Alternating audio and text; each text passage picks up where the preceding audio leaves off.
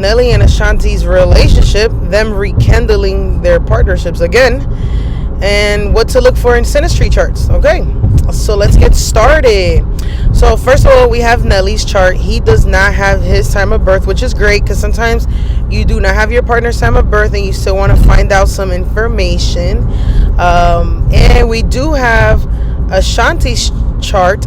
By the way, she is a Capricorn and a Sun in Libra and a Moon in Sagittarius. So let's begin. So she has her chart, he doesn't.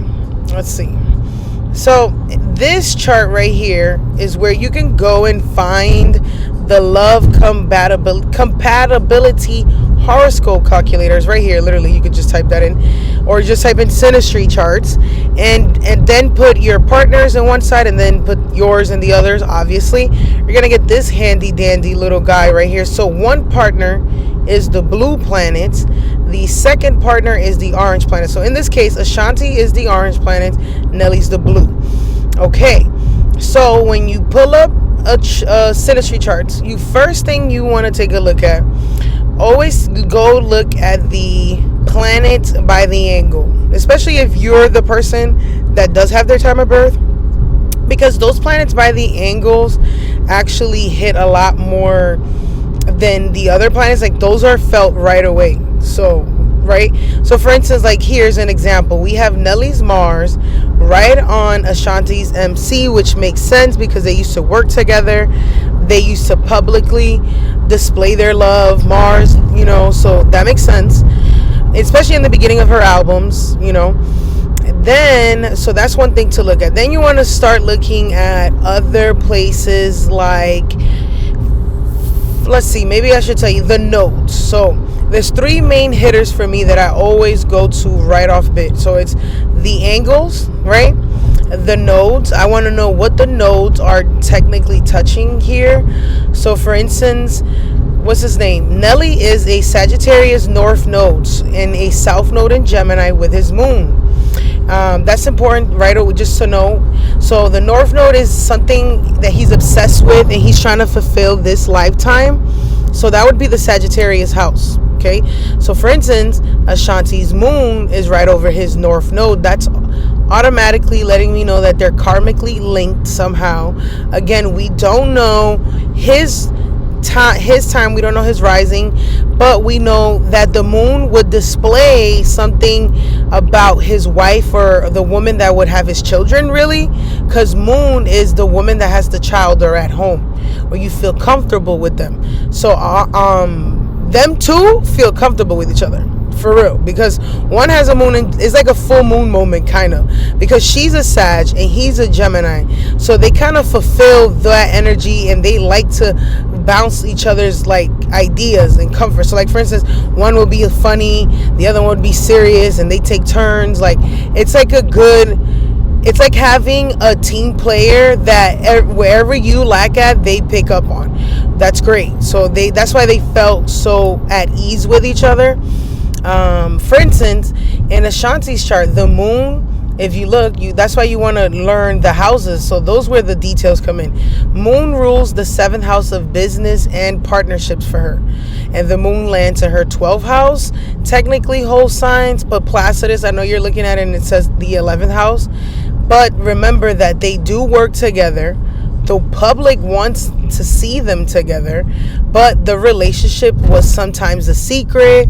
The 12th house also means that, again, they're creatively working together. For instance, yeah, those are the main hitters that I would think about right now. Creative things. It was a secret. He did cheat on her a lot, kind of. So those are like bed pleasures. I do think that they do have a great sex life, and that's because he elevated her sex life because he directly falls into that 12th house for her, which is the house of the bed anyways. Okay, and even if you look at their charts, when I look at the sex life, obviously that's important in a relationship, so I do look at their Venus and Mars. So he has a Venus and Mars in Scorpio, If you can also come look over here. Like, see, he has Venus and Mars.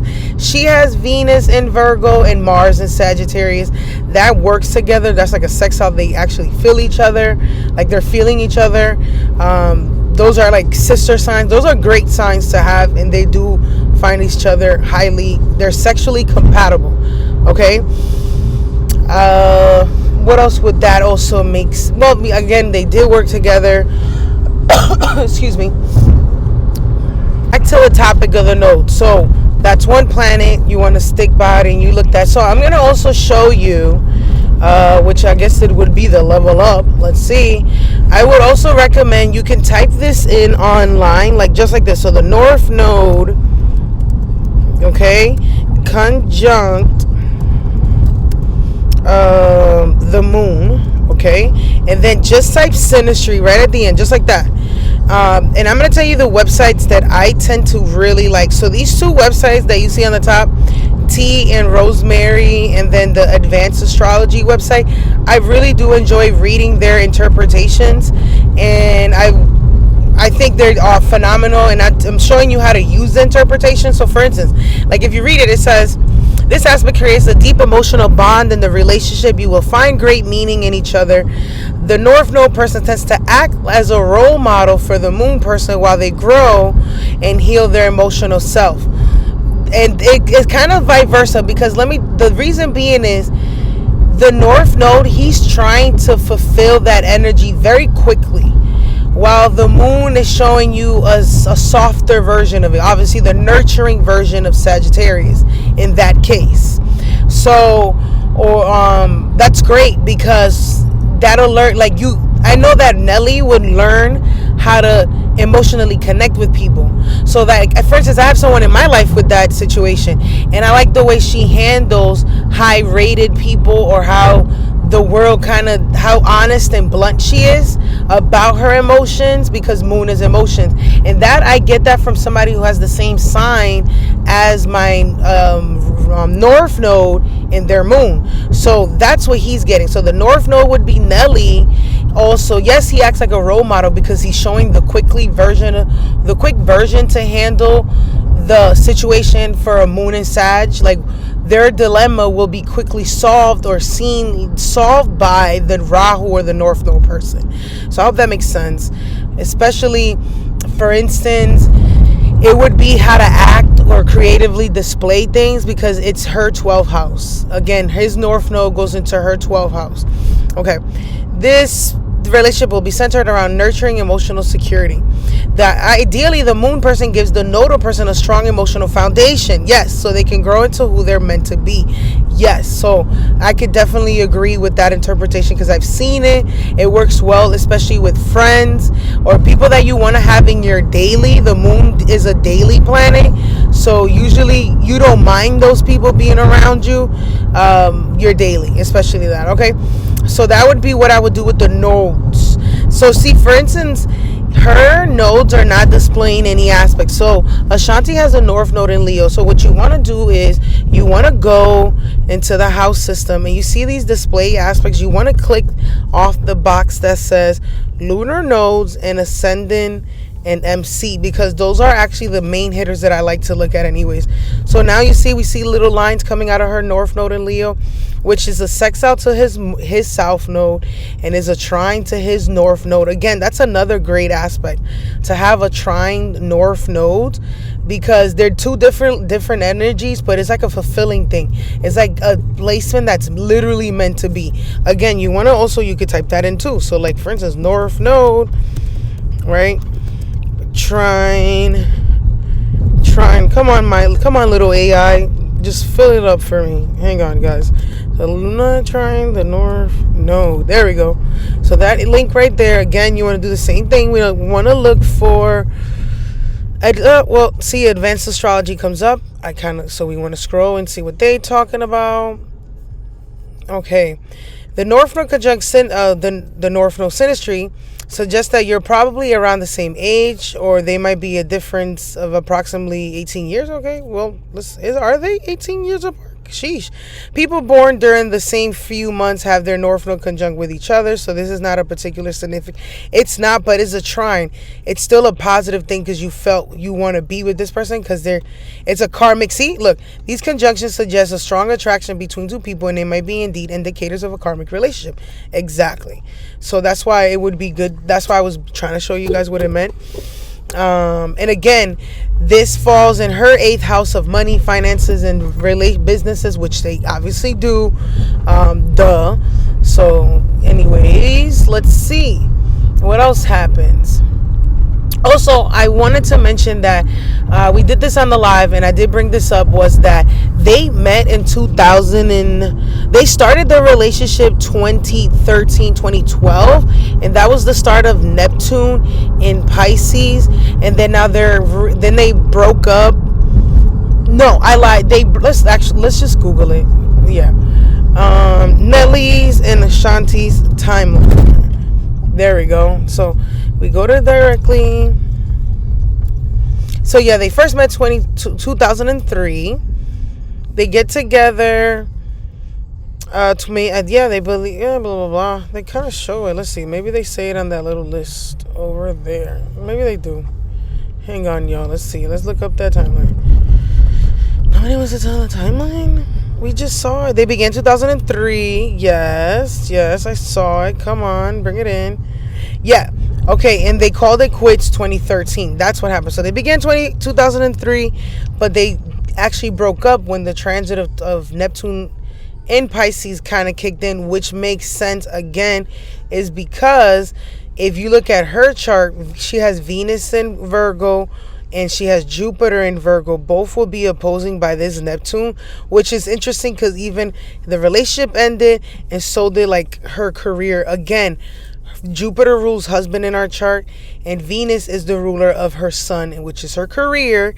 And she kind of worked, or her man helped her, expand her horizons, her career, her writing. Jupiter rules her 3rd house of writing, technically. Venus is the lover, 5th house, because she's a Capricorn rising. So that it makes sense in her chart. Even in his chart, she has a Venus. So the sun and Venus is together, which obviously she's a Libra woman, right? She already fulfills that notion. I wish we knew his time of birth to get more. Now, this is what kind of solidified it for me. The moon is in Gemini. Gemini rules the siblings, the twins, the neighbor, all right? So they were kind of colleagues. They used to work together. Technically, that would have been his sister if they worked in the same industry. And that's me trying to make it fit. Like, the woman that would have his children would kind of be like him, like a twin almost, which they kind of fit that criteria in the reason what I just explained. And then it makes sense because Jupiter is also for men. It's not that it's what makes them a man, or they want to rank up in life as a priest, or is their philosophy as a man. So Jupiter in Pisces, he just had his Jupiter return again, which would be in Pisces. Neptune is conjoining that. Saturn is coming along to clean up the messes in that house. Now, it's interesting enough because the 5th house, or Pisces, is 5 signs away from his Scorpio sun, which has been getting eclipsed. And since Saturn is cleaning up this house right here, the house of love, okay, and we've had the eclipses in Scorpio and Taurus, the South Node rules the past life.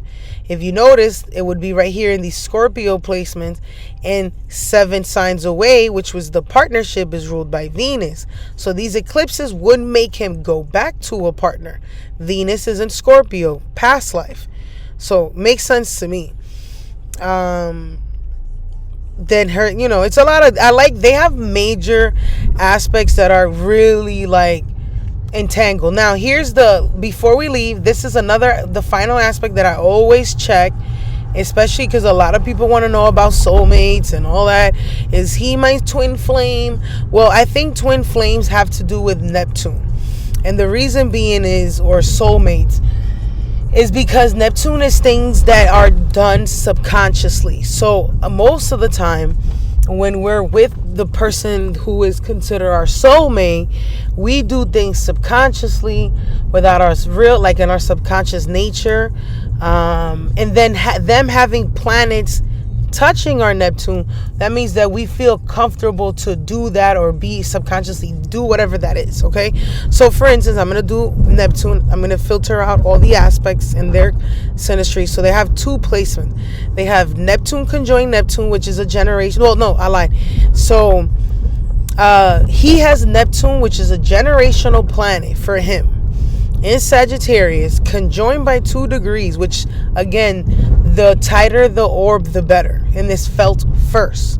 So the 0 ones, the 1s, the 2s, those are felt first. So he has 2-degree orb away from her moon. Now we're going to Google what that is, but this is a great placement, especially being he feels, besides nurturing nature from her,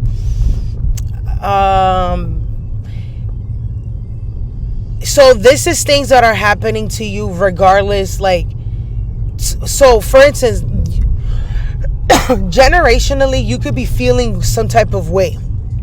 And when you have planets from your partner touching that, they can empathically feel what you're feeling.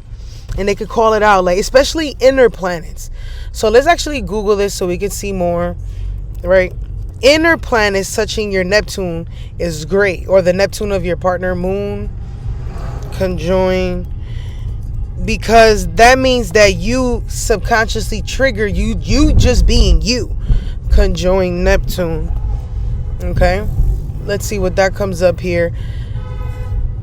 Oh, we like this. Let's see, tea and rose. All right, so it could be quite fragile. Okay, which makes sense. Again, I think he cheated on her multiple times. Okay, this couple feels emotionally in tune. Yes, because of the subconscious natures, you guys would just randomly do. That's what you do with your soulmate people. Almost as though that they share a psychic connection through their feelings. Especially, she felt that way because it was her inner planet. They simply know what the other is feeling. So the relationship can seem faded, very much so. So especially for her, she kind of knew exactly everything that he fit everything about that criteria of the lover of the 7th house.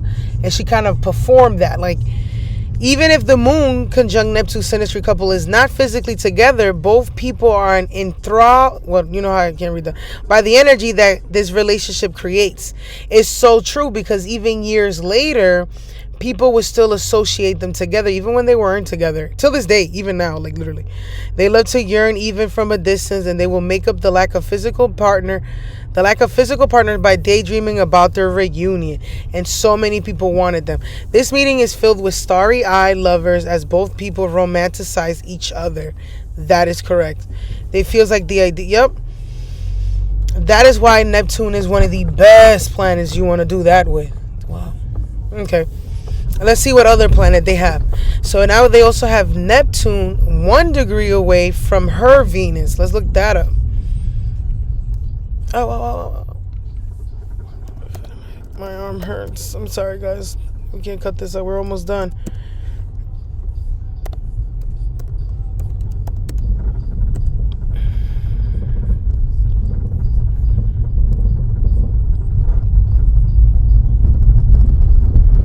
All right.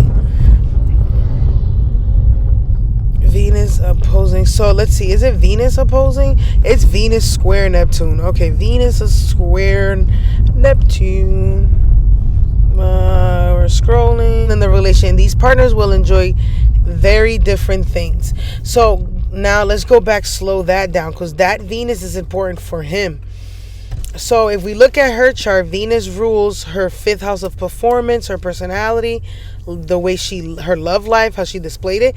Plus Venus is her sun. So that's heavy. Venus controls a lot of things for her personally. And Neptune means that he was definitely influencing that in a good or bad way. So if you have this ideal in your synastry, you will be immediately drawn to your partner. This friction from the square creates an intense attraction and can even make you feel as though you've met your soulmate. Over time, you will figure out that there's massive differences between the two of you. which is basically what's happened throughout time. Again, she definitely does feel that because she is the inner planet, and it's a lot of her big planets. Okay, if it was her Neptune on him, he would feel that from her. Okay, so I definitely want everybody to make sure who's who. Okay, you may struggle to understand why the other person would see. Excuse me. Unlike the opposite. Okay, you will struggle to understand why the other person would see beauty in things that they like.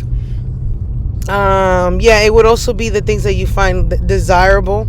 Venus is part of your desires, and it would be, yeah, he wanted two different things. Don't fall into the trap of right or wrong. Yeah, your different points of view. That makes so much sense because their kind of love life kind of displayed that. You could tell. So yes, again, you want the inner planet person usually is the highly more affected person than the Neptune person. But they still feel that faded situation from that person. Like, damn, I know I gotta help this. Like, they still feel that, but your inner planet person will feel it a lot more stronger. Okay, so those are my big things that I would check if you're hunting out there on your Synastry charts. So happy hunting.